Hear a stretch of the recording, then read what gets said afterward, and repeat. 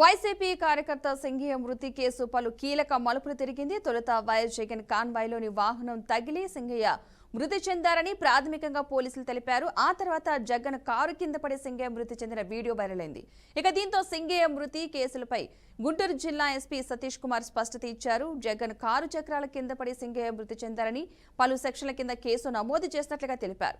ఈ కేసులో వైఎస్ జగన్ ను నిందితుడిగా చేర్చినట్లు ఆయన పేర్కొన్నారు. ప్రమాదం జరిగిన ప్రదేశంలోని సీసీటీవీ ఫుటేజ్లను పరిశీలించామని, జగన్ వాహనం కింద పడి సింఘయ్య మృతి చెందినట్లు వీడియోలో స్పష్టంగా ఉందని తెలిపారు. ఆ దృశ్యాలు చూసిన తర్వాత మళ్లీ సెక్షన్లు మార్చి కేసు నమోదు చేస్తామని చెప్పారు. కారు డ్రైవర్ రమణారెడ్డితో పాటు వైఎస్ జగన్, నాగేశ్వరరెడ్డి, సుబ్బారెడ్డి, పేర్ని నాని, విడుదల రజనీపై కేసు నమోదు చేశామన్నారు.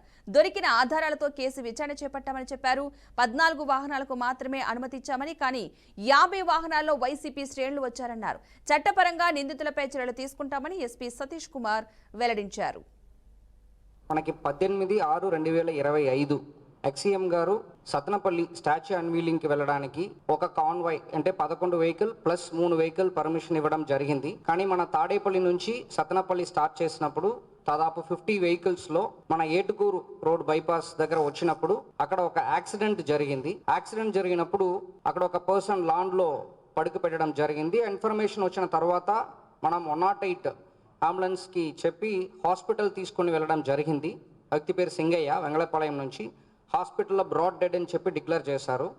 అప్పుడు వాళ్ళ వైఫ్ లూర్ది మేరీ ఇచ్చిన కంప్లైంట్ మేరకు మనకి 106 సబ్ క్లాస్ 1 మేరకు మన కేసు రిజిస్టర్ చేయడం జరిగింది.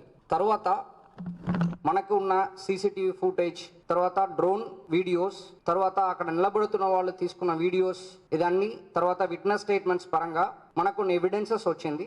దానిట్లో ఒకటి మనకి ఒక వీడియో దొరికింది. దానిట్లో ఏంటంటే ఎవరు చనిపోయారో సింగయ్య, మన ఎక్సీఎం గారు వెహికల్ ఫార్చునర్ వెహికల్ వీల్ కిందకి వాళ్ళు పడిపోవడం, దాని వెహికల్ టైర్ ఎక్కుతున్నట్టు ఒక వీడియో మనకి ఎవిడెన్స్గా దొరికింది.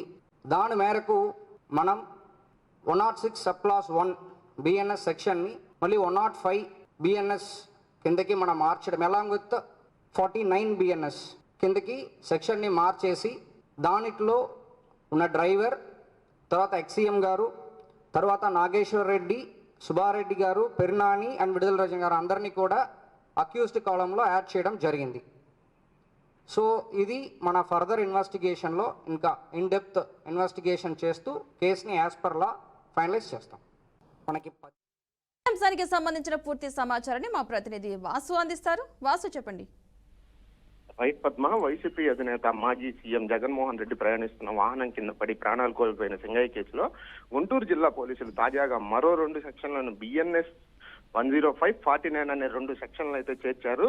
బిఎన్ఎస్ 105 సెక్షన్ ప్రకారం హత్య కిందకు రాని culpable homicide not amounting to murder నేపథ్యంలో ఒక వ్యక్తికి చావు కారణమైనప్పుడు ఈ సెక్షన్ అయితే పెడతారు. అటు జగన్మోహన్ రెడ్డితో సహా మిగతా నిందితులపై కూడా ఇదే సెక్షన్ అయితే పెట్టారు. నేర నిరూపణ జరిగితే ఈ సెక్షన్ కింద జీవిత ఖైదునైతే విధించవచ్చు. ఇది నాన్ బెయిలబుల్ సెక్షన్ జరిగిన నేపథ్యంలో, ఇది నాన్ బెయిలబుల్ సెక్షన్ అయిన నేపథ్యంలో నేర తీవ్రతను బట్టి 5 నుంచి 10 ఏళ్ల వరకు జైలు శిక్ష, జరిమానా విధించేందుకు వీలుంది. దీనికి తోడు నేరానికి ప్రేరేపించిన అభియోగంపై బిఎన్ఎస్ 49 అనే సెక్షన్ కూడా పెట్టారు. ఈ కేసులో కొత్తగా అయితే చేర్చారు. తొలుత నిర్లక్ష్యం వల్ల చావు కారణమయ్యారంటూ బిఎన్ఎస్ 106 సెక్షన్ కింద పోలీసులు కేసును నమోదు చేశారు. తాజాగా దర్యాప్తులో లభించిన సీసీటీవీ ఫుటేజ్లు, వీడియోలు, డ్రోన్ దృశ్యాలన్నింటినీ పరిశీలించిన తర్వాత ఇది కల్పబుల్ హోమిసైడ్ అని నిర్ధారణకు వచ్చి ఈ సెక్షన్ అయితే జత చేశారు.